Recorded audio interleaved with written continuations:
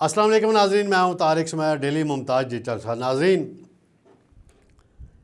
پنکی کیا کچھ کرتی رہی، کس کس نے پروٹوکول دیا، کس کے کہنے پہ دیا، اور پھر آج بالآخر 3 روزہ ریمانڈ ہو ہی گیا۔ کل تو وہ ایسے آئی تھی جیسے فلمی ہیروئن آتی ہے اور کوئی وی آئی پی حکمران آتا ہے کہ جی عدالت میں پیش ہو رہا ہے، اس انداز میں۔ تو پھر بڑی تنقید ہوئی، پکڑ سکو تو پکڑ لو، یعنی کہ اس نے چیلنج دیا تھا، پھر وہ پکڑنے والوں نے پکڑ لیا۔ پنکی پیر کا جو معاملہ ہے اور ایان علی ماڈل کا، اس میں کیا فرق ہے یہ میں آپ کو بتاؤں گا۔ ناظرین، سب سے پہلے آتے ہیں کہ یہ جو انمول اور پنکی ہے یہ کہاں کی تھی۔ یہ لاہور میں بھی رہی اور اس نے اپنے بھائیوں کے ساتھ مل کر کوکین سپلائی کا ایک نیٹ ورک بنایا، اپنا نیم برانڈ جیسے بزنس شروع کیے جاتے ہیں نا، کپڑوں کا بزنس ہے، کھانے پینے کا ہے، کوئی اور ہے، برانڈ ایک بنا، اس نے برانڈ بنایا جی، اور آن لائن کام کرتی تھی، بڑے اس نے لوگ ہائر کیے ہوئے تھے۔ تو مجھے کسی نے بتایا کہ یہ جب گھر سے نکلتی تھی تو کسی جگہ پہنچتے پہنچتے گاڑی میں لاکھ سے 5 لاکھ کیش رکھی ہوتی تھی، تو چوکوں میں پیسے بانٹی ہوتی تھی۔ اس کو اتنا نہیں پتہ تھا کتنی دولت ہے اس کے پاس، اور جو اس کے لیے کام کرتے تھے ان کے کروڑوں کے گھر مالیت کے بزنس پلازے ہیں ان کے، وہ بھی نکل رہے ہیں۔ اور یہ ماڈل بننا چاہتی تھی کہا جاتا ہے، لیکن کم عمری میں گھر سے نکلی اور بڑی بڑی پارٹیوں میں اس نے جانا شروع کر دیا۔ آپ کو پتہ ہے بڑی بڑی پارٹیوں میں جائیں، اشرافیہ ہوتی ہے، وہاں پیسے والے ہوتے ہیں معاملات۔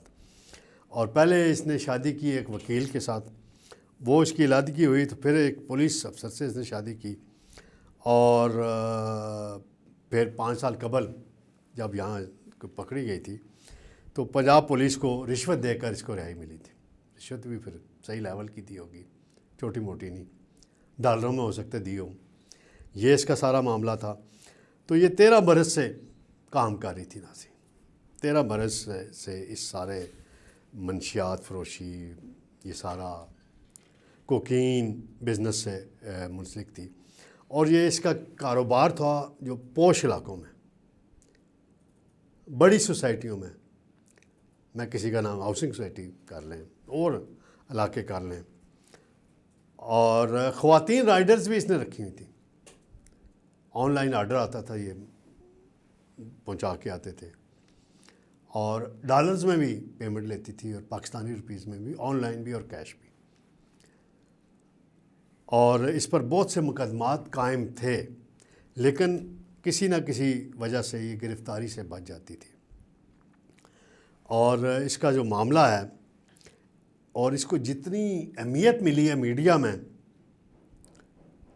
وہ بڑی حیران کن ہے کہ میڈیا میں اتنی کوریج، 3 گھنٹے لائیو ٹی وی نشریات، یہاں صدر پاکستان اور وزیر اعظم کی تقریر ہو تو نہیں ملتی، اور کسی کی ہو تو نہیں، اس پہ، اور بڑے بڑے ایکسپرٹ وہاں بٹھا کے، کرائم رپورٹر بڑے بڑے ان کو جی بلا کے تجزیہ لیا گیا، اور ماسک یہ پہن کے اور ٹی شرٹ پہن کے عدالتوں میں پیش ہوئی۔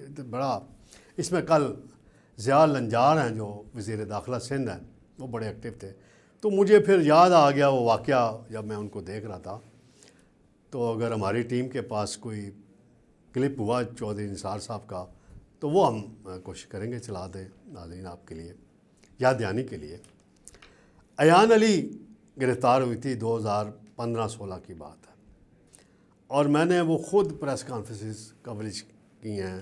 چودھری نثار علی خان اس وقت وزیر داخلہ تھے، اور ان پہ الزام تھا کہ وہ منی لانڈرنگ کرتی تھیں، اور ہر ہفتے بیریا ٹاؤن کے ملک ریاض کے جہاز میں کراچی سے دبئی جاتی تھیں۔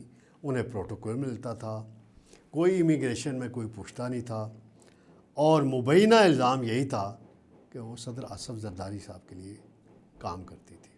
جی مشہور تھا، سارا سلسلہ تھا، اور اس میں مقدمے بھی بنے ایف آئی اے نے، اور پھر مقدموں کا کیا بنا کچھ نہیں سمجھ آئی۔